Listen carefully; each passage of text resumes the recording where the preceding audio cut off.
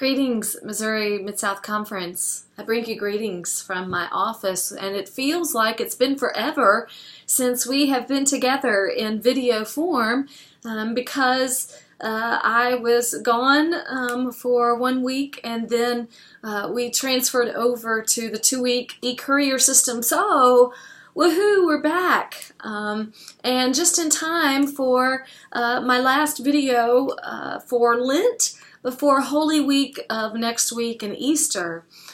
As some of you may remember, my Lenten spiritual journey has been to wear this headscarf. And I have done it for a couple of reasons, and I wanted to share my reason, my rationale, and some of my internal thoughts and reflections on these past almost 6 weeks of my Lenten spiritual journey. I decided to wear this headscarf, number one, because Lent is a time in which we focus on internally who and whose we are. And some people do that by giving up things. And for me, I have never been one that really likes the don't eat chocolate, don't eat candy, don't watch this, don't do this, because we focus more on that. Or my experience was that I focused more on that, and I didn't really focus on the internal spiritual reflection that is we are invited to do. And so I thought about what it would be like to wear a headscarf and to reflect on who has God created me to be. And about halfway through Lent, a part of what I have also practiced is that in the morning when I put my headscarf on, that I have a ritual of prayer, that my headscarf really represents the very embodiment of God's love and God's presence with me throughout my day, whether I am in the conference office, whether I am standing in line in the grocery store, whether I am traveling in the airport, that this is a visible and tangible reminder to me and hopefully to other people that I am a child of God and that I am created in God's image. And so as I place the headscarf around my head, I have prayed for God's wisdom to seep into the very crevices of my mind and my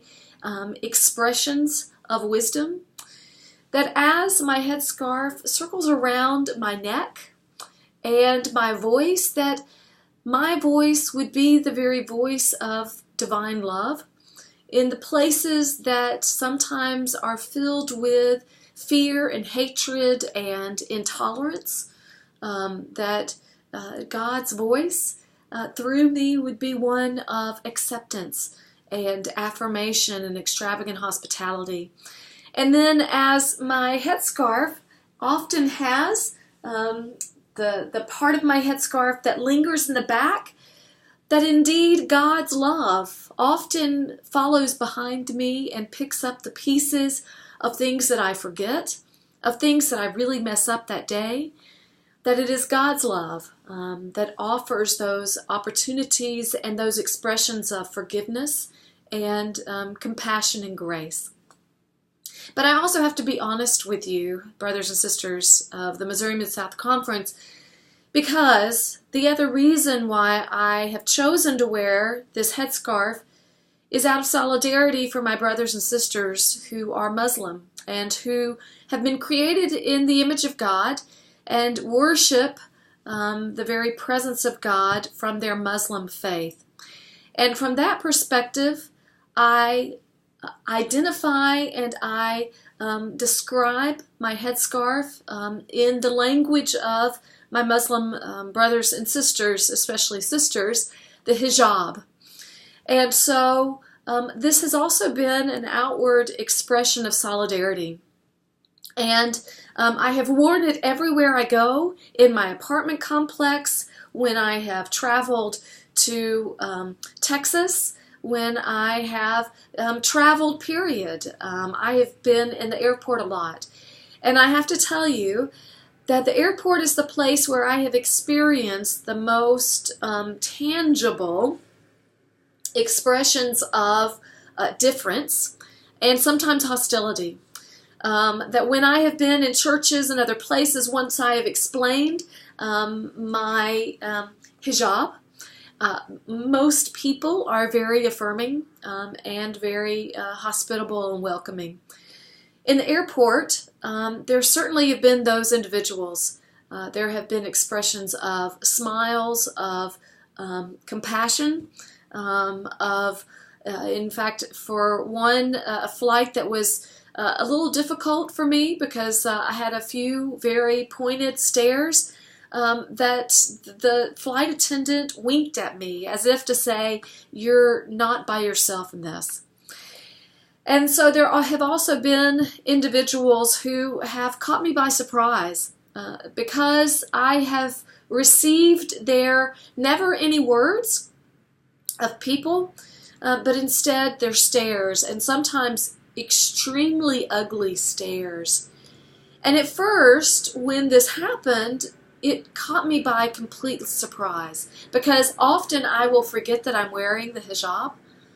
And when someone has looked at me very rudely, as if I am in a place where I should not be, as if I have done something to harm or offend another person, and it's caught me by such surprise that I have thought, did I break in line? Did I say something I shouldn't have? What did I do to cause this kind of ugly response to me? And then it dawns on me that they are responding to me not because of who God created me to be, but because of what they see and project onto me because of my hijab. And I have to tell you that in those moments, I have become enraged. My very gut instinct is to say to them, "Who the hell do you think you are?" And knowing that I'm in a public place and knowing that I am also representing my Muslim brothers and sisters, I refrain from any language, but I give that stare back as if to say, bring it on. Bring whatever you think you can do to me. You bring it on because I know who and whose I am. Upon reflection, I realize that this is an experience that I have needed to experience for a long time. And that this is an experience that is a part of my white privilege. I have written about and talked about before my wrestling with white privilege because when I first became aware of this understanding of white privilege, there was shame within me. There was guilt within me. Oh my gosh, I don't want to be someone who has this kind of privilege. I don't want to be someone who is treated differently than someone else. And then it hit me. It's not that I, Ginny Brown Daniel, have asked to receive this kind of privilege. It's because of just happenstance who I am, that I have white skin, that I am a European American, that I am a straight woman, that I am a middle class woman, that I am an educated woman, and that because of those things I am going to experience privilege in ways that I have not understood until now. Because what I have realized in traveling in airports is that the very fact that I, as a white woman, American woman, have always felt safe and pretty free in traveling in an airport by myself, I have had second thoughts of that. And as I have experienced people's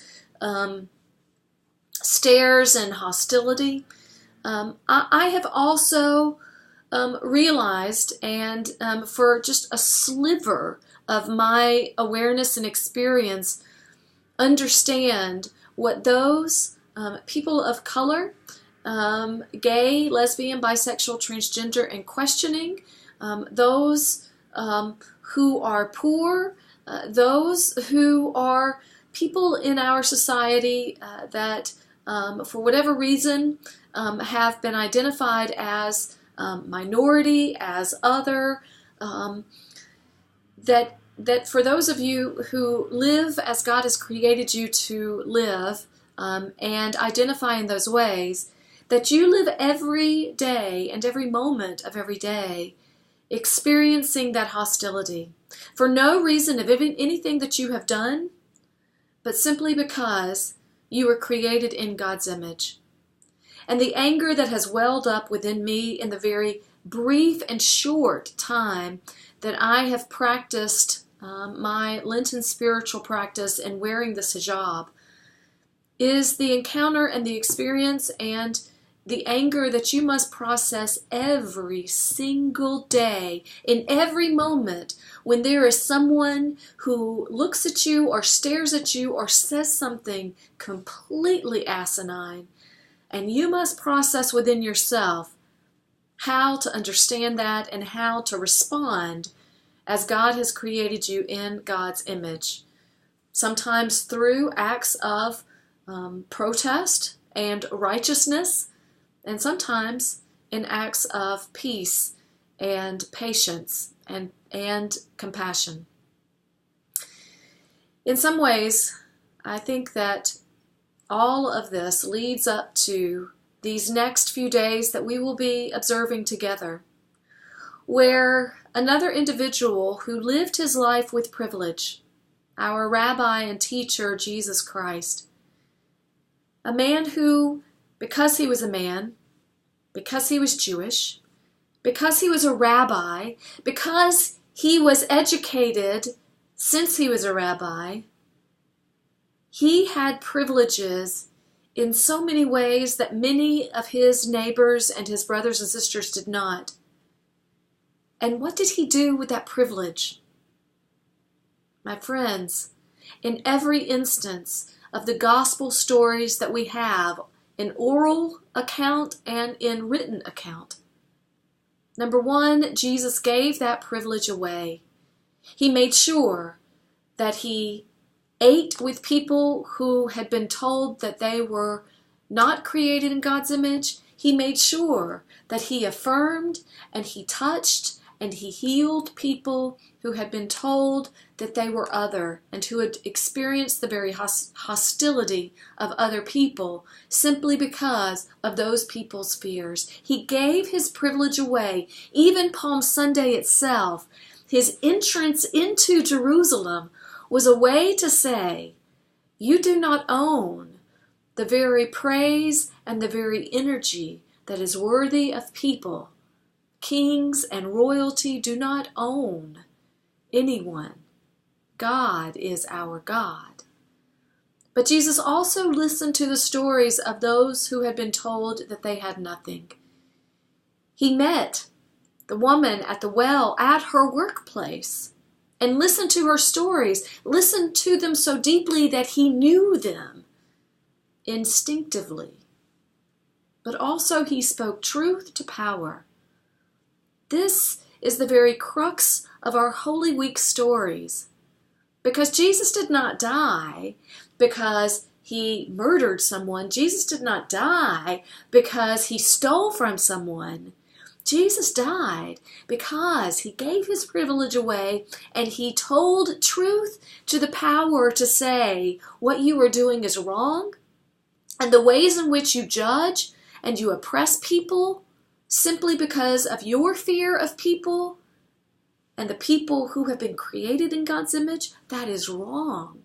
That is what killed and crucified Jesus, because he was such a threat in speaking truth to power that they eliminated his very voice. But we know that the goodness of God's love can never be muted or killed, even in the death of Jesus. For our hope, our joy, our very essence of identity and goodness comes in the morning of resurrection.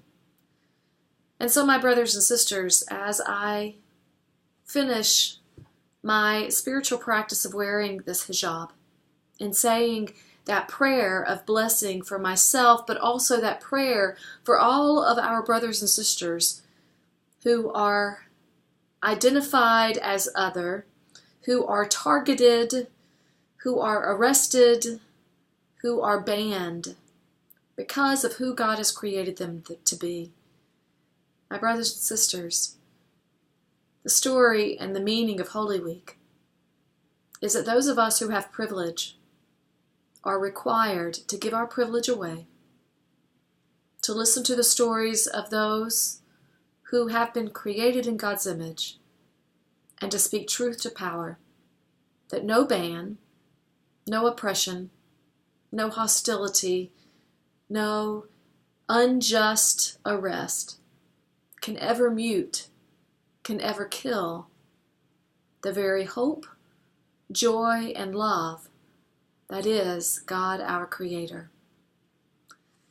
In this Holy Week season, as we lead up to Easter Sunday, may you and yours be filled with a love that is all-inclusive and the very love and embrace of God who created you, the Christ who teaches you to love and give your privilege away, and the Holy Spirit that enwraps and encircles love throughout creation, this day and forevermore. Amen.